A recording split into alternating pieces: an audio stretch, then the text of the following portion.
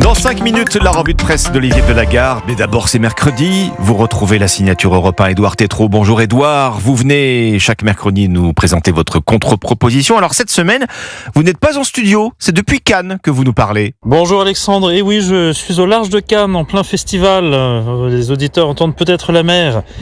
Cannes cette année, c'est Cocorico. La ville de David Lisnard, une fois de plus, accueille tous ceux qui comptent dans l'industrie mondiale du cinéma.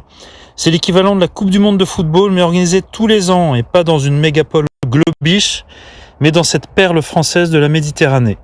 Et c'est l'un des signes de leadership mondial dans le cinéma et la culture qui ne va faire que croître ces prochaines années. Dites-moi, c'est très optimiste ça, vous n'y allez pas un peu fort ? Mais non Alexandre, quelques chiffres. Aucun cinéma dans le monde n'a mieux résisté que le nôtre depuis le Covid en termes de fréquentation en salle. On a récupéré 85% de notre plus haut quand tous les autres se sont effondrés. En 2024, le cinéma français, c'était L'Amour ouf, un petit truc en plus, et Monte Cristo que l'Amérique nous envie, 25 millions d'entrées à E3. La vitalité du cinéma français, elle ne vient pas de nulle part, mais d'une politique dédiée, déterminée de soutien au 7e art. Pas de cinéma français sans les grandes chaînes de télévision françaises payantes et gratuites. Et en plus, ce modèle, le financement via les subventions du CNC, 780 millions d'euros de budget, permet de faire vivre les cinémas du monde entier, de l'Ukraine aux oppositions afghanes, iraniennes. Plus de 700 films existent dans le monde grâce à notre dispositif qui est unique. Et ça, Alexandre, c'est la gloire et l'honneur de la France. Ah oui, on peut effectivement s'en réjouir. Alors concrètement, quelle est votre contre-proposition, Édouard, cette semaine ? Concrètement, que via le CNC qui fédère ses homologues mondiaux, la France prenne le leadership mondial du cinéma alternatif aux horreurs qui viennent d'Amérique et des dictatures.